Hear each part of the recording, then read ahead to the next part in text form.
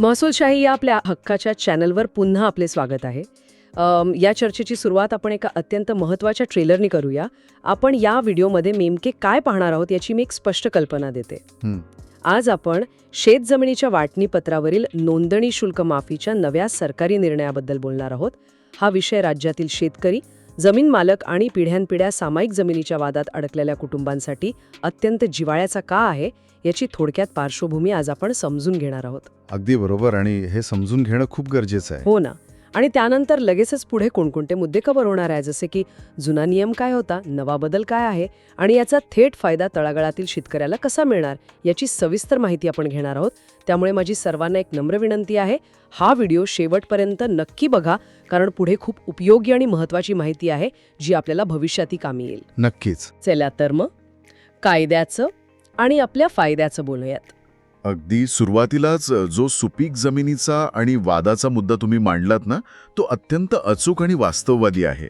म्हणजे जमिनीचा विषय निघाला की तो नेहमीच भावनिक आणि संवेदनशील असतो. हो, कारण आपण गावगाड्यात नेहमी पाहतो की एकाच 7-12 उतार्यावर आजोबा, वडील, काका, चुलत भाऊ अशा 15 ते 20 जणांची नावं असतात. म्हणजे पिढ्या बदलतात, कुटुंबे विस्तारतात, शहरात स्थलांतरित होतात, पण गावाकडचा तो 7-12 मात्र तोच राहतो.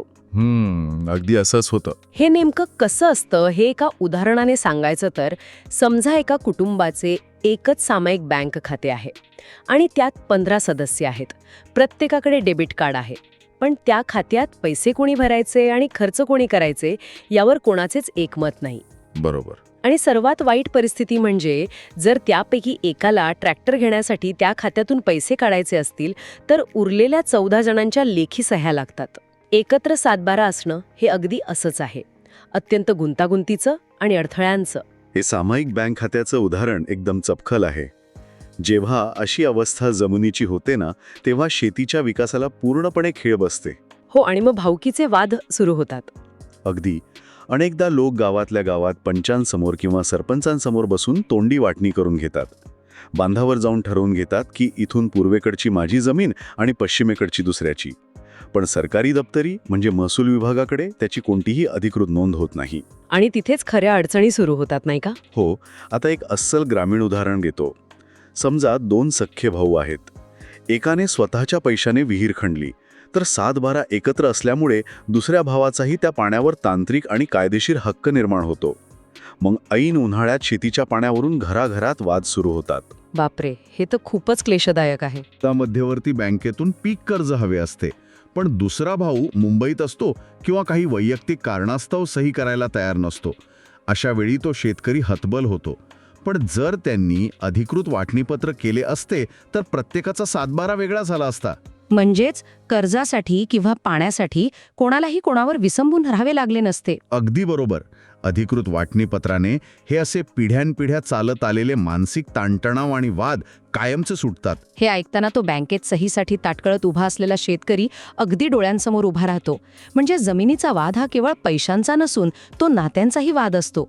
आता या संपूर्ण प्रक्रियेत कायदा कसा काम करतो ते पाहूया. शासनाचा जो जुना नियम होता तो नेमका काय सांगत होता आणि त्यात असा काय अडथळा होता? हा अत्यंत कळीचा मुद्दा आहे. आपण हा कायद्याचा भाग अतिशय पद्धतशीरपणे 3 टप्प्यात समजून घेऊया, कारण कायद्याची भाषा एकदा समजली की प्रशासनाची भीती आपोआप कमी होते. नक्कीच. तूद अशी होती की जर महाराष्ट्र जमीन महसूल संहितेच्या कलम 85 नुसार तहसीलदारांमार्फत वाटणीपत्राचे अधिकृत आदेश दुय्यम निबंधकांकडे नोंदणीसाठी आले तरच त्या दस्ताला नोंदणी शुल्क पूर्णपणे माफ असेल. आता बघा, म्हणजे आधी फक्त तहसीलदारांकडून आल्यावरच मोफत होतं. हो, अगदी तसंच. आणि इथेच आपला दुसरा टप्पा येतो. म्हणजे याचा सोपा अर्थ काय? प्रॅक्टिकली बघायला गेलं तर महसूल कार्यालयांमध्ये कामाचा प्रचंड ताण असतो. त्यामुळे सर्वच शेतकरी तहसीलदारांकडे जाऊन या दीर्घ प्रक्रियेचा अवलंब करत नव्हते. हो, कारण तहसील कार्यालयात तारखांवर तारखा पडतात आणि वेळ खूप जातो. बरोबर. म्हणूनच अनेक शेतकरी आपसी सहमतीने थेट दुय्यम निबंधक कार्यालयात जाऊन वाटणीपत्राचा दस्त तयार करत असत. पण जुन्या नियमानुसार असे जे थेट दाखल केलेले दस्त असायचे त्यांच्यासाठी कोणतीही स्पष्ट सवलत नव्हती. त्यामुळे आपसी सहमतीने थेट नोंदणी कार्यालयात जाणाऱ्या शेतकऱ्यांना मोठा आर्थिक भुर्दंड बसत होता. म्हणजे थेट गेलं तर पूर्ण फी भरावी लागायची. हो, आणि म्हणूनच तिसरा टप्पा, सामान्य माणसाला किंवा शेतकऱ्याला काय फरक पडतो. तर शेतकऱ्यांचे पैसे वाचवण्यासाठी शासनाने 20 एप्रिल 2026 रोजी एक नवीन स्पष्टीकरण काढलं.